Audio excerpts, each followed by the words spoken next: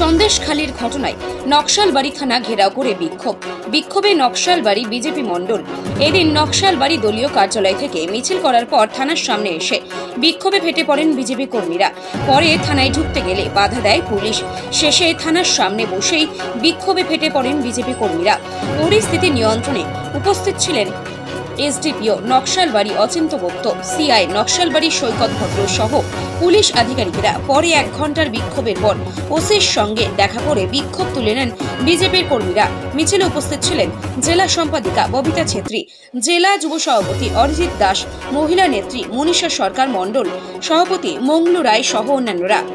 জানেন যে সন্দেশখালীতে যে ঘটনা ঘটেছে, যেভাবে হিন্দু ঘরের মা বোনেদের উপরে অত্যাচার, শেখ শাহজাহান থেকে শুরু করে তার সাঙ্গপাঙ্গরা যেভাবে রাতের বেলায় পার্টি অফিসে ডাকার নাম করে তাদেরকে শারীরিকভাবে নিগ্রহ করা থেকে শুরু করে ভোগের সামগ্রী হিসেবে বানিয়ে তুলেছিল সন্দেশখালীর মা বোনেদের।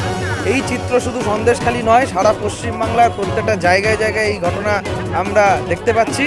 সেই জায়গায় দাঁড়িয়ে আমাদের গতকালকে এসপি অফিস এবং কমিশনারেট অফিস ঘেরাও ছিল সারা বাংলা জুড়ে।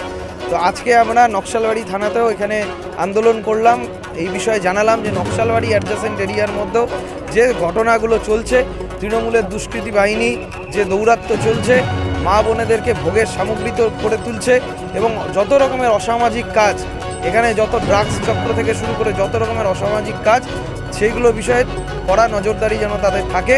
তাহলে পরে আমাদের আন্দোলন যেরকম আছে আমরা আরও বৃহত্তর স্তরে সেটাকে নিয়ে যাব।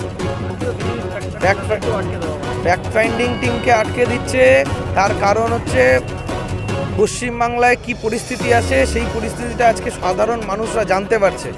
মুখ্যমন্ত্রীর বক্তব্যের মধ্যে গতকালকে উনি অ্যাসেম্বলিতে দাঁড়িয়ে যে বক্তব্য রেখেছেন, তার বক্তব্যেই প্রকাশ পেয়েছে যে উনি কতটা ভীত, কতটা সন্ত্রস্ত। বাংলার মানুষ যে জাগছে, বাংলার মানুষ যে আওয়াজ তুলছে, এই আওয়াজকে রোখার জন্য ফ্যাক্ট ফাইন্ডিং টিম থেকে শুরু করে বিজেপিকে সর্বস্তরে আটকানো, এই আটকে রেখে আর কিছু লাভ নেই। বাংলার মানুষের মধ্যে জাগরণ হয়ে গেছে, মা বোনেরা জাগরিত হয়েছেন, বাংলার মানুষ জাগরিত হয়েছে।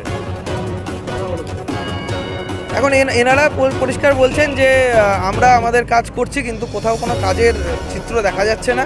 পুলিশ প্রশাসন সম্পূর্ণ হাত পা গুটিয়ে বসে রয়েছে, কারণ মাননীয় মুখ্যমন্ত্রী তাদেরকে কাজ করতে বন্ধ করতে বলেছে, কাজ করতে না করেছে। কারণ কিছু যদি তারা অপরাধীদেরকে গ্রেপ্তার করতে যায়, অপরাধী মানেই তৃণমূল।